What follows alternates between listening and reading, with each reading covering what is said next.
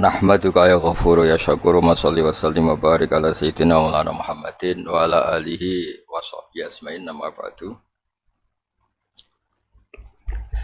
Yang sangat saya hormati orang tua kita, guru kita Dr. Quraish Shihab, juga paman dari kiai saya, Kiai Maimun, yaitu Kiai Haji Mustafa Bisri, semua yang hadir, semua penyelenggara, teman-teman yang saya hormati.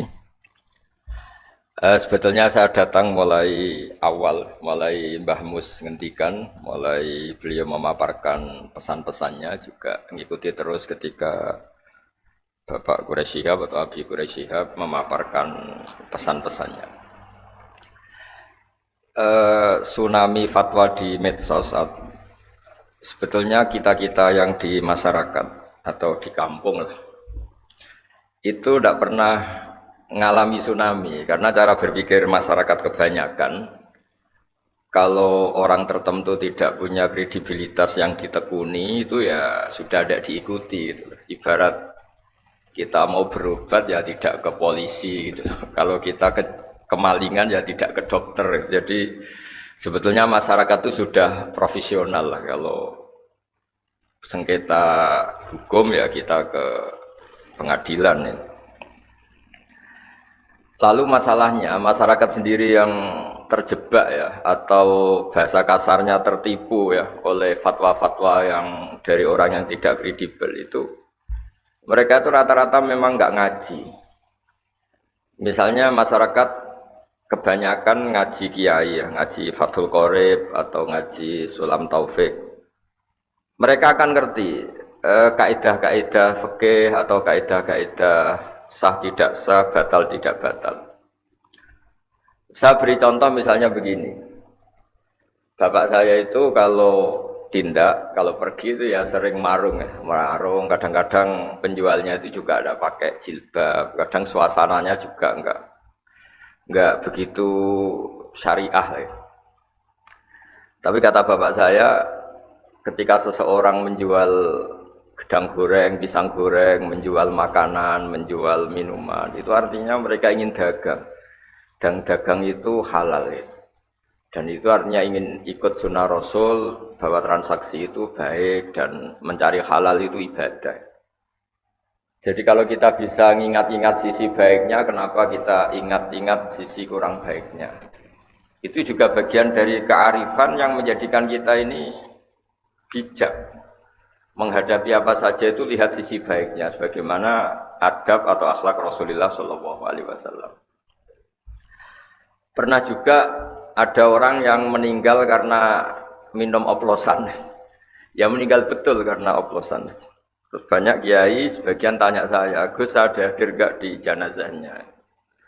Saya bilang kamu hadir saja, tapi dia matinya karena minum oplosan, Gus. Anda hadir sebagai pengawal syariat Islam, bahwa mayit ini mayit muslim yang harus disolatkan, dikafani, disolatkan, kemudian dikebumikan secara terhormat sesuai syariat Islam. Jika orang-orang baik ini tidak datang di kematian seperti ini, maka bahayanya kalau mereka bikin ritual pemakaman sendiri. Karena matinya itu karena minum, nanti dimandikan pakai arak, itu juga kita yang kerepotan itu. Karena kiai-kiai tidak datang, mereka mengubur dengan caranya mereka sendiri. Mungkin dikubung berdiri atau dicemplungkan gitu saja tanpa menghadap kiblat. Hanya kiai-kiai sepakat, oke Gus kita datang, tapi bukan penghormatan terhadap orang itu, tapi terhadap syariat Islam. Begitu juga saya pernah diundang hadir di acara akad nikah. Yang punya gawe sudah bilang, Gus nanti ada acaranya ada ketoprak. Ketoprak itu ya semacam kesenian kuno itu. Tapi akadnya itu Gus nggak bareng, jadi akad dulu baru nanti ada kesenian ketoprak. Jadi kan nggak perlu ikut nonton katanya. Terus saya bilang ya oke saya datang di akadnya karena saya kiai ya tidak akan melihat ketopraknya kata saya. Tapi yang penting bahwa masyarakat ini masih baik. Dia ingin akad nikah anaknya itu nikah yang berkah, nikah yang sah, sehingga inginnya disaksikan kiai, diberkahi doa kiai. Bahwa mereka ada ideal ya. Begitu juga orang yang dagang tadi, mereka ada ideal ya, tapi ada kebaikan-kebaikan yang mereka lakukan. Dan itu yang kita ingat-ingat, karena kebaikan itu yang kita ingat-ingat. Nah, Untuk mengarah ke moderasi Islam, kita misalnya bisa baca kitab di Al-Minanul Kubro, karangan Imam Syaroni, dan itu kitab panduan para wali. Hampir semua wali yang jalur ilmu pasti baca kitab itu Al-Minanul Kubro. Tadi Bapak Quraisy menyinggung 3 pewaris Nabi, diantaranya faminhum dzalimun li nafsi. Di situ orang zalim masih diapresiasi sama Allah Ta'ala. Yaitu kata Imam Syaroni, tidak ada orang muslim yang paling fasik sekalipun kecuali dia juga melakukan hukum Islam walau fi mas'alatin wahidah, meskipun dalam masalah yang satu. Misalnya banyak orang Islam yang mungkin sekarang belum sholat, mungkin sekarang belum puasa. Tapi yang dinikahin itu tidak keponakannya, tidak ibunya, tidak mbahnya. Sehingga mereka nikah dengan wanita yang halal dinikah. Kalau dalam fikih disebut wanita ajnabiyah. Wanita yang benar-benar sah dinikah karena tidak ada hubungan mahram, tidak ada hubungan rodok, tidak ada hubungan yang menjadikan haram. Sehingga mereka masih punya poin bahwa mereka nakahu binikahin sahih. Mereka menikah dengan nikah yang sah. Artinya apa? Orang yang kita kira fasik permanen atau fasik statusnya, ternyata ada hukum Islam yang mereka lakukan, yaitu mereka nikah dengan perempuan yang sah dinikah. Dan ketika nikah juga sah karena dinikahkan walinya atau KUA atau dengan persyarat-persyarat yang menjadikan sah. Sehingga kata zalim yang disematkan pada pewaris-pewaris kitab suci itu seperti yang dikatakan Profesor Quraisy tadi, tidak seperti yang kita bayangkan. Banyak juga misalnya ada cerita tasdek, tentang membenarkan Nabi. Dulu itu ada orang sering minum. Bawaannya orang seneng Nabi itu meskipun dia mabuk, sukanya itu deket-deket Nabi. Sehingga kalau mabuk ya deket-deket masjid. Setelah seringkali ditangkap oleh sahabat sama Nabi ya sebagai ajaran, sebagai sanksi, mereka dipukulin sama jari dunahli, ada yang disebutkan binial. Ya dipukulin pakai sandal, ya semoga sandal jepit bukan sandal kulit. Pokoknya walhasil itu saking seringnya melanggar di depan Nabi, kata para sahabat, kamu itu mal'un, kamu kena laknat. Tapi apa kata Rasulullah? Tal'anuhu, kamu jangan melaknati dia. Fa innahu yuhibbu wa rasulah. Meskipun dia sering salah, tapi masih mencintai Allah dan Rasul. Artinya orang-orang sefasik ini pun kalau disuruh pindah agama juga gak mau. Disuruh ngidolakan selain Rasulullah juga gak mau.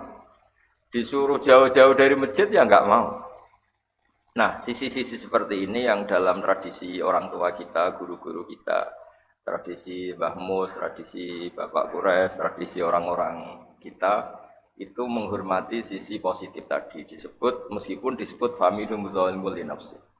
Maka kata Imam Syaroni, tidak ada orang muslim apapun fasiknya kecuali dia minal amilina li ulmihim. Dia termasuk yang mengamalkan ilmunya, yaitu disebut walau bi mas'alatin wahidah, meskipun dalam satu masalah. Dalam satu masalah misalnya tadi ada orang Islam yang tidak sholat. Dia kalau ditanya, tidak sholat itu baik apa enggak? Ya dia jawab enggak baik. Kalau ketemu orang yang sholat ya hormat. Artinya dia nganggep institusi kesalian itu sholat. Dan dia salah karena tidak sholat. Belum meyakini salah itu sudah bagian dari kebaikan. Karena artinya apa? Yang salah diyakini salah, yang benar diyakini benar. Dan diantara agama ini mengharuskan tasdiqu ma yusdaq. Yang harus dibenarkan, dan yang harus dibohongkan. Kalau dia ditanya, kenapa kamu tidak sholat?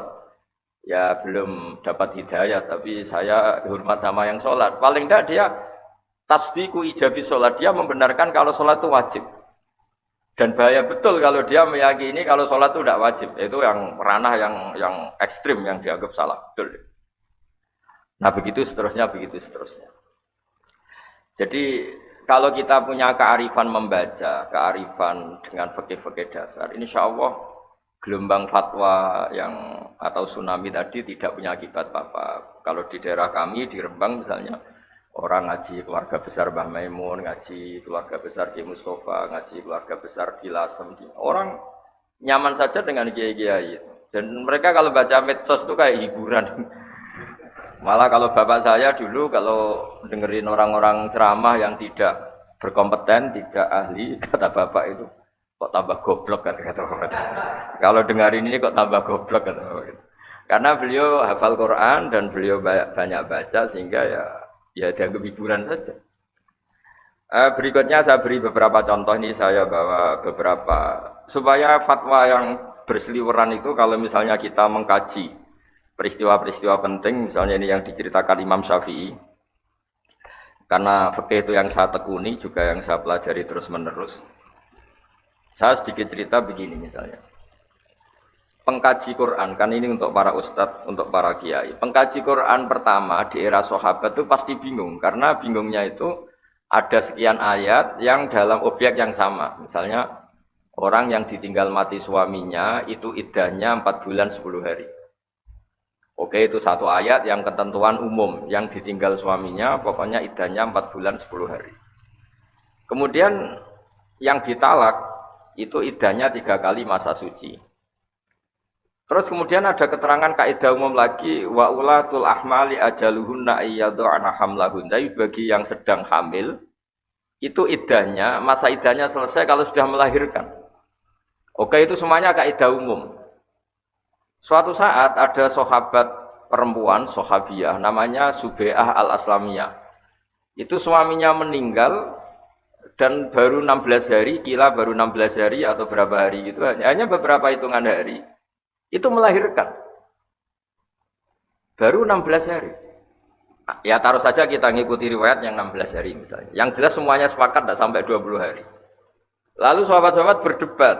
Iddahnya itu apadal ajalain. Ya kita ngambil iddah terlama, yaitu nunggu 4 bulan 10 hari. Tapi banyak sahabat yang bilang ini kategorinya wa ulatul ahmal ajaluhunna iyadona hamlahun, karena dia sudah melahirkan, ya sudah iddahnya selesai. Nah jadi kalau kebimbangan seorang kiai atau mujtahid itu pasti nggak bisa dihindari. Bahkan itu zaman sahabat. Untungnya tentu zaman itu masih ada Rasulullah Shallallahu Alaihi Wasallam yang memutuskan bahwa yang jenis seperti ini ikutnya partai, ikutnya kelompok, ya karena dia hamil sudah melahirkan ya selesai iddahnya. Tapi begitulah kira-kira di ayat-ayat umum. Di ayat-ayat umum ini kita-kita ini pasti terjebak. Ada orang yang punya semangat Al-Furqan, yang penting antara hak dan batil itu jelas, demarkasinya jelas, pemisahnya jelas. Misalnya ngambil sikap terlalu tegas. Ada yang bacanya bil hikmah terus, layinul janib terus, sehingga ngambil sikap lunak selunak-lunaknya, sampai ngerti barang-barang yang nggak benar juga lunak gitu. Nah hal-hal seperti ini kemudian terus banyak yang mempermudah istilah disebut wasatiyah, karena antara yang terlalu ekstrim dan terlalu lunak. Ya apapun istilah-istilah itu, sebagaimana dikatakan Pak Quraisy bahwa wasatiyah atau ausat itu memang maknanya itu yang terbaik. Seperti tadi di surat qala usatuhum alam aqul lakum laula tusabbihun. Dan kalau kita baca manaqibu Rasulillah atau fadailu Rasulillah, nasab Nabi juga disebut ausatul arabi nasaban. Jadi Nabi itu nasab terbaik, itu juga redaksinya ausatul arabi nasaban. Kemudian berikutnya saya bawa juga kitab Sahih Muslim. Di sini dijelaskan pentingnya baca. Saya ulang lagi yang baca. Dulu orang pinter itu ya di mana-mana orang pinter itu ya punya sisi agak-agak kontroversi. Tapi kontroversinya orang pinter itu ya karena saking pinternya. Ada orang soleh, saya ulang lagi, ada orang soleh. Itu kalau punya uang, itu inginnya ya sedekah saja. Ternyata yang dia sedekah, yang beliau sedekah itu zania. Zania itu ya orang nggak bener lah kira-kira gitu. Zania orang yang kemudian jadi gunjingan, fa'asbahu yatahaddatsun. Kemudian jadi rame kan, ini orang soleh kok sedekahnya sama orang pezina. Kemudian gosip itu belum selesai, gunjingan itu belum selesai, dia sedekah lagi, yang dikasih itu sarik, pencuri. Jadi gunjingan lagi, ini orang soleh enggak sedekah sama ustadz atau ke fakir miskin, malah ke sarik karena pencuri. Geger lagi. Geger belum reda, dia sedekah lagi dikasihkan orang kaya. Geger lagi, ini tidak ngasih orang fakir malah ngasih orang kaya. Tapi apa ya reaksi Allah Ta'ala? Allah itu memberitahu si orang soleh tadi, amma sodaqatuka faqad kubilat. Ada yang baca faqad qabil tuh ya. Kalau sedekah kamu sudah saya terima, atau faqad qabilat, sedekah kamu sudah diterima. Terus kemudian orang soleh tadi ketika memberi penjelasan sama khalayak ramai, kata beliau, zania, orang sampai jadi zania, jadi menjual diri itu karena butuh uang. Kalau dia tidak soleh, mungkin ngasih uang pezina ini ya karena order, mungkin pesen jasanya. Tapi karena dia orang soleh, gamane cara Jawa itu nduk kowe zina mergo golek duit. Saiki tak kei duit tapi ora usah zina. Kamu zina itu karena nyari uang. Kamu sekarang tak kasih uang tapi tidak usah zina. Maling juga gitu, copet sampai nyopet karena nyari uang. Sudahlah kamu tak kasih uang dan itu harusnya kamu cukup dan tidak perlu nyopet lagi. Kemudian saya ngasih orang kaya supaya dia belajar bahwa orang itu tidak hanya mendapat tapi juga menjadikan orang fakir itu menerima. Dia roh rasanya menerima ternyata asik, menerima uang ternyata asik. Sudah ada kerja, dapat uang, tahu-tahu dikasih orang itu kan seneng, enggak dari kerja, enggak dari investasi, dikasih uang seneng. Gara-gara dia seneng dikasih itu dia bayangkan betapa senengnya orang yang dikasih, apalagi kalau orang yang dikasih itu orang-orang fakir. Jadi barokahnya baca itu orang yang akan ngerti.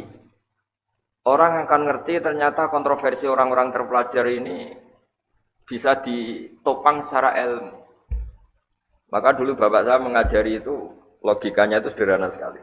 Kata beliau, berteman sama orang fasik, orang tidak benar itu jangan kata. Karena kita takut ketularan tidak benar. Tapi kata bapak saya logikanya bisa dibalik. Orang benar itu harus diajak ke baik dan bisa ngajak kalau berteman. Kalau nggak mau berteman aja tidak mau, bagaimana cara mengajak gitu. Jadi itu kan terus orang kemudian bisa menerapkan dua nasihat tadi. Sekiranya Anda tidak tertular, tidak terkontaminasi, tidak terbentuk oleh orang fasik tadi, maka sebaiknya berteman. Karena tadi yang si fasik yang terbentuk oleh Anda. Jadi saya siru fasikun solihan. Yang fasik akan menjadi soleh karena berteman kamu. Tapi sekiranya kebalikan, si soleh rawan terkontaminasi, sing saya siru solihu fasikon, yang soleh menjadi fasik ya jangan. Nah kira-kira di teks Quran, itu semuanya hampir seperti itu. Ada cerita-cerita Nabi atau orang-orang soleh yang begitu tegas dengan kebatilan. Karena kebatilannya pada titik yang sudah dilurung, ingin menghabisi kebenaran. Itu yang cerita-cerita perang Nabi. Satu kebatilan yang ekstrim yang ingin menumpas kebenaran. Kayak Abu Jahal dan kawan-kawan itu bukan sekedar batil, mereka ekstrim ingin menumpas kebenaran. Kalau itu ya babnya kafir harbi. Seperti orang Jawa, kita semua ini orang lunak, orang Indonesia, orang Timur lunak. Tapi selunak-lunaknya kita ya tidak manggakno penjajah lah. Masa penjajah dimanggakno? Karena mereka ingin menghabisi kita, mengusir kita dari negara kita. Nah itu yang bab-bab perang kira-kira konteksnya seperti itu. Tapi bab-bab di luar itu pasti semuanya itu bil hikmati wal mau'izatil hasanah. Jadi saya mohon tema ini mungkin ya baik dalam konteks di kota atau orang-orang yang sibuk pakai virtual, pakai medsos.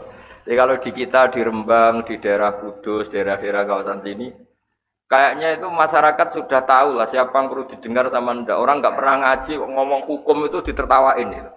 Itu kenapa itu, makanya aneh itu. Jadi sudah, karena ya di sini orang tuh ngaji sama keluarga besar Mbah Maimun, keluarga besar Mbah Mus, keluarga besar Lasem, keluarga besar.